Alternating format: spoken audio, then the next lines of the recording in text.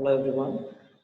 So first of all, I would like to welcome you all on my YouTube channel. And in this particular channel, we are discussing different reagents and catalysts which are used for some particular synthetic transformation. All right. So we have already discussed Gelman reagent. We talked about lithium aluminum hydride. We have also discussed the reducing nature of sodium borohydride. We have also compared so far the reducing nature of this lithium aluminum hydride with sodium borohydride in my previous lesson. So in this lesson, we are going to learn about a catalyst which is used for the hydrogenation of alkene mainly, so that alkane can be prepared from that alkene. So the catalyst which we are using for this particular transformation is known as Wilkinson catalyst, and we'll talk about this catalyst today. All right. So as far as the general characteristics of this catalyst is concerned, then the general formula of this catalyst is RSCl, PPS3 Cahol thrice. It means this is chlorido trish triphenyl phosphine rhodium 1. Means rhodium has +1 oxidation state in this compound because of this Cl, of course. So this is the common name which is also used for this Wilkinson catalyst, and this is the chemical formula. And in appearance, it is red brown in color. So that is the characteristic color of this Wilkinson's catalyst, which is red brown. And one thing which we should always remember is that it is soluble in most of the hydrocarbon solvents. And because of the solubility of this compound, this catalyst, this can be used for the homogeneous catalysis. So that is the one advantage of this Wilkinson's catalyst that can be, you can even think of, that it is a homogeneous catalyst, and it is because it is soluble in most of the hydrocarbon solvents. Mainly we are using benzene and THF. So of course we can use chloroform in other solvents, since it is almost soluble in all the hydrocarbons and chlorinated solvents. All right. So the main application of this catalyst is hydrogenation of alkene, as we have mentioned. So this is the main application, and after the hydrogenation of alkene, of course, our major product will be alkane. So that is quite obvious. And this catalyst is named on the honor of Sir Geoffrey Wilkinson. He was the main person. He was the main scientist, and he was a Nobel laureate who popularized this use of Wilkinson catalyst for this particular purpose for the hydrogenation of alkene. So on his honor, we generally name this catalyst as Wilkinson's catalyst. All right. So as far as the preparation of this catalyst is concerned, the reaction is very easy. We treat this rhodium chloride. Of course, this is hydrated rhodium chloride, rhodium trichloride with triphenyl phosphine, and then this catalyst can be easily prepared. And this phenol, of course, this PPS3 getting oxidized, because from here to here you can easily see oxygen is getting added. So this is getting oxidized here. All right. So now, if you see the structure of this compound, then what we have found is that the X-ray data, the X-ray diffraction data shows that this compound is a distorted square planar in structure. So that you have to remember, the structure is very important. And if you see the electronic configuration of this rhodium element particularly, then atomic number of rhodium is 45, and this is krypton. 4d8 and 5s1 electronic system are there. And in this particular structure, if you see, we have this chlorine, and the oxidation of this rhodium is +1 because of this chloride. So this one s electron getting lost. So in the valency, it has only 8 electron there. All right. And since it is getting bonded with the three these ligands, and we know that each ligand provide one pair of bonds. So 3 ligands provide 6 electrons, and this one chloride. So 8 electrons are getting donated to rhodium, and 8 electrons are there in its valence shell. So total it has 16 electron. All right, and we know that from the organometallic chemistry, we know that if a compound do not follow 18 electron rule, then the compounds are generally coordinatively unsaturated, and some molecule may get added on the central metal, and this 18 electron species are formed. That is obviously more stable. So what I want to say from this particular slide is the structure is distorted, square planar, and the central rhodium ion, this rhodium metal, is coordinatively unsaturated because they have 16 electron in its valence shell. So it can react with some of other molecules, some other ligand who can donate the electrons or who can coordinate with this central metal ion. So that is the basis of the mechanism of this catalyst that we'll talk about. All right. So like I have mentioned that the main application of this catalyst is the hydrogenation. Means if we have some alkene, like we have some alkene, and this alkene will get hydrogenated and we will get this alkane as a major product. So this is the general outcome of this mechanism. But let's talk about the chemical changes, the bonding changes, which is here in the Wilkinson's catalyst. So we know this is a triphenyl phosphine, a triphenyl phosphine, rhodium chloride. So this is the Wilkinson catalyst, and this is a 16 electron species. So that we have discussed. All right. So what happened is that it has been found that this 16 electron species can undergo uh, dissociation of this PPS bond. It can undergo dissociation of this previously, and 14 electron or even 12 electron species may be generated, because if 2 PPS3 is getting dissociated, then we will get this 12 electron species. So these molecules are, you know, coordinatively unsaturated, and once we have hydrogen, we are adding the hydrogen on this molecule, then this hydrogen can be added on the rhodium ion. So this step is called oxidative addition reaction, and we know that once we have this suppose 16 electron, and after the dissociation of 1 PPS3, this is suppose once some solvent molecule is there, then solvent molecule is getting associated with the rhodium. So this is again 16 electron, because if it is nucleophilic solvent, then it can form bond, coordinate bond with the rhodium. So we have 16, but still it is not 18 electron species, so hydrogen can be added, and this step is called oxidative addition, and we will have 18 electron species. Other route that can be possible is that from here itself hydrogen may be added, since it is a 16 electron species, then hydrogen directly you can see added. So oxidation state changes from 1 to 3, here it is mentioned, and then again the solvent may replace one of the PPS3, and we can have this 18 electron species.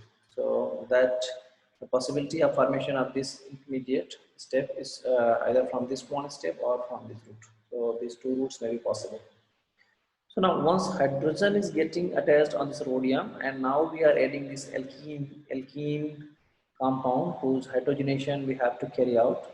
So this bond, this alkene bond will coordinate with this rhodium ion, you can see here, and this solvent, since it is solvent, so this solvent is getting dissociated. So again we will get this 18 electron species, and then it can undergo, this molecule can undergo migratory insertion of hydrogen. Means hydrogen will getting attached on suppose here.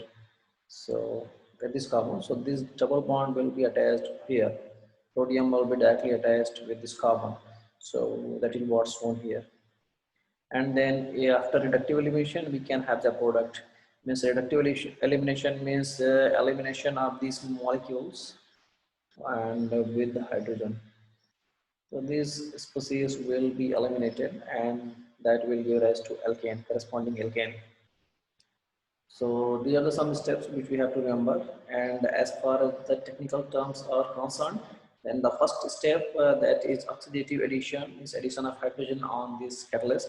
Then this is the addition of alkene, means that is also known as bicomplexation step, followed by migratory insertion, where this hydrogen is getting migrated from adjacent position to one of the hydrogen, and then after reductive elimination we can have this alkene. So these are the steps, these are the mechanistic pathway in which alkene is getting converted into alkane.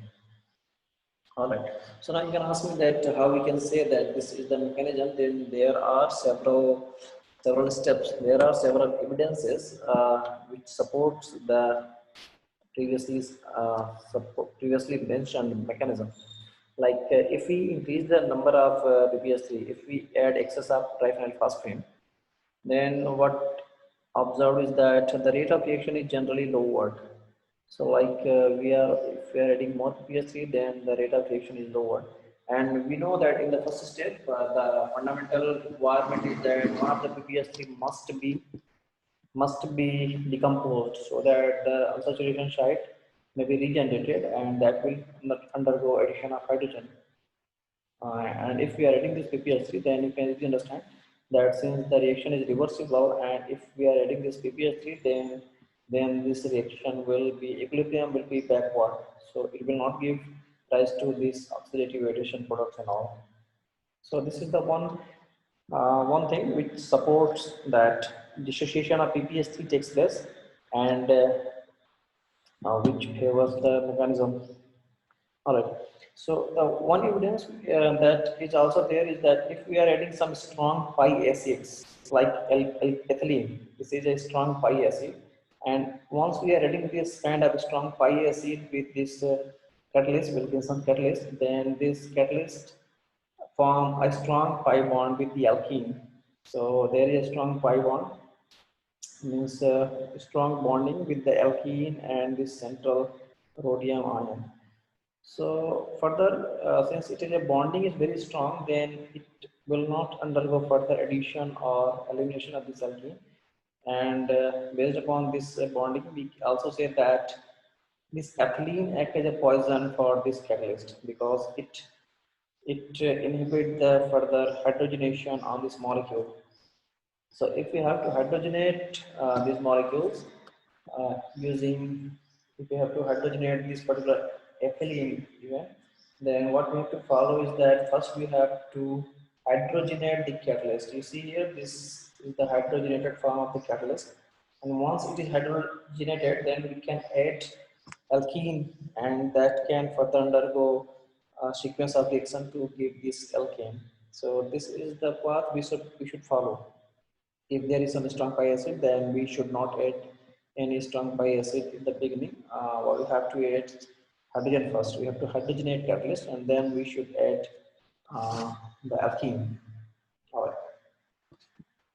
So the next evidence which supports this mechanism is the substitution on this double bond. It has been found that as the number of substituent on the alkene carbon increases, this is monosubstituted, this is disubstituted, this is diacis, and this is transform, and this is tri and tetrasubstituted. So it has been found that as the number of substituent increases on this alkene carbon, then the rate of reaction is getting decreased, and that is because of the steric factor, of course, and because of this bulky group, these bulky groups presence hinder the formation of pi complexation with this pi bond, because rhodium has to form a pi complexation with this alkene bond, and this pi complexation formation is hindered due to presence of this bulky group. So the rate of reaction is decreases as R increases. And one thing we have to understand that of course trans is stable thermonuclear symbiosis. So the rate of reaction of trans is lesser as compared to cis. So these are the some important steps, some important evidences, and of course, these are the some points which we have to remember whenever we are dealing with Wilkinson's catalyst. And it has been also found that there is minimum scrambling of hydrogen and deuterium. Means if we have this alkene and we are treating with this Wilkinson catalyst, and if we are adding hydrogen and deuterium in 1:1 ratio, then what experimentally found is that we are getting almost 50% of the compound having only hydrogen species and almost 50% having deuterium species. So very less compounds are found which is where hydrogen and deuterium both are incorporated in a single molecule. So it shows that the addition of hydrogen or addition of deuterium takes place simultaneously, And of course, this is an important step. Noise scrambling, minimum scrambling. You can say 1% is very, very, very less. So we should have minimum scrambling. All right. So now we are coming for some examples. So let's see if we have more than two or more than two double bond, and we are using this Wilkinson catalyst, then which alkene bond can be hydrogenated? Because this is a Wilkinson catalyst and we are using this benzene as a solvent, and of course we are adding hydrogen as a hydrogenating purpose, for the hydrogenating purpose. And in the substrate you can see we have two double bond, one this and second one is this one. And what we can also see is that this is a tri-substituted. We have three substituents here, 1, 2 and 3. So this is a tri-substituted alkene bond, and this one is disubstituted. So we have already discussed that this rate of reduction of this disubstituted bond is higher as compared to tri-substituted. So less substituted alkene will be hydrogenated. And now let's see, we have this molecule having two alkene bonds. So of course this one is disubstituted because there is two substituents only, and this one is tetra substituted. And once we are treating with Wilkinson catalyst, then this this bond will be reduced because it is disubstituted. So that is obvious. And in this example, you can see this two alkene. This is cis and this is the trans. So this is disubstituted and this is of course disubstituted, but this one is cis, and we know that the reactivity of cis is higher as compared to trans in case of Wilkinson catalyst. So only this bond will be hydrogenated. Now, if we talk about this conjugated, these bonds are conjugated double bond, double, single, double bond. Then we have single, single, and this is isolated. So in this case, only isolated double bond will be getting reduced. All right. In certain cases, if we have alkyne, then if we are using some polar solvents on like 2,2 trifluoroethanol, so this kind of polar molecules, polar solvent enhances the selectivity of the reduction of this alkyne into alkene. So this is interesting, and we have to remember that in certain cases when there is some polar solvents and we have alkene and alkyne bond within a molecule, then only alkyne bond undergo hydrogenation, not alkene. All right. Next example, we can see we have a ketonic group, we have alkene, we have nitro, but Wilkinson catalyst will selectively reduce C double bond C alkene. No other functionality will be getting reduced. And in the next example, we have this also. This is disubstituted. This is disubstituted. You can see this one is disubstituted. Of course, this one is disubstituted, and these two are cis. Then this is a different condition because see here, this is also cis and this is also cis. So under this condition, if a molecule double bond is conjugated with some polar functionality, then that polar bond will be getting reduced. So that we have to remember whenever we are dealing with this Wilkinson catalyst. If there is malic acid, then we know that it is a cis acid, cis dicarboxylic acid, and addition of hydrogen takes place from the cis fashion. So always it will give a meso compound because we are adding D2 in place of H2, so we will get this deuterated molecule. And these are the meso compound, and of course these are the optically inactive compound because they have a plane of symmetry, and because of that internal compensation there will be optically inactive compound. If fumaric acid is there, then we know that it is a trans dicarboxylic acid, and once this acid is there, then we can add this. We are adding this deuterium. It can add either from this side or from this side. So we'll get two different compound are in S form. So the mixture of these two is called racemic mixture.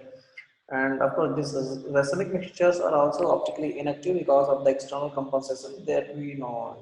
In case of external compensation here, because of the plane of symmetry, due to this internal compensation. So due to presence of this plane, these are also optically inactive. These are also optically inactive. All right, so we have to remember this example. Actually, this is interesting and important. And we also have to remember a major compound which is called malic acid. There is little difference between malic acid and malic acid, and you have to remember the difference. What is the difference? This is the structure of malic acid, and this is malic acid. So don't confuse with these two names. The names are similar, but the structures are very different. All right, so coming to next example, if we have alkyne, then it will undergo reduction to give cis alkene. So that you have to remember. If we are dealing with alkyne, then it gives cis alkene and it will not undergo further reduction. In case of cyclic bicyclic compound, if we are using this rhodium, this will be some catalyst, then attack takes place from the exo side because this is the external phase, exo phase, and this one is the internal phase, endo phase, you can say. In the chemistry, we say we use this word if bicyclic compound is there, and it is actually a couple-like structure. So this attack is called exo attack, and attack of exo is preferred because of the less steric crowding of hydrogens and other atoms in this structure. So attack takes place from the exo phase, and the compound will be into as a major product because attack will take place here. Then this CS2 will be pushed inside. So that's why it is called endo project, and it will be the major product. Other possibility is that the attack may take place from the inside, from the indoor phase or more crowded phase, but the chances of this one is lesser because of this crowding. So we can also have this exo product, but it is minor product. So this is the minor product which can be found. All right. So one more interesting example about Wilkinson catalyst is that if we are using some aldehyde, and this is interesting, very interesting. If we are treating with aldehyde. Before this slide, we only discussed about the reduction of alkene and alkyne. Now we are talking about carbon compound. So if we are treating aldehyde compound with this Wilkinson catalyst in DCM, then it has been observed that this rhodium will eliminate this carbonyl bond. Rhodium will bind very strongly to this carbonyl system.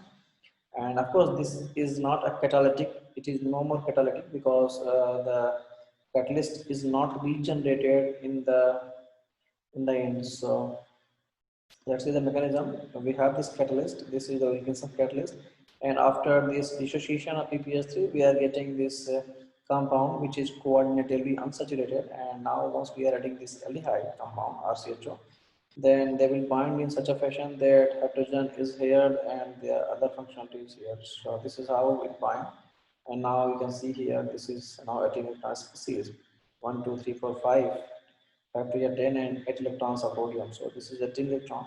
So that is now coordinatively saturated.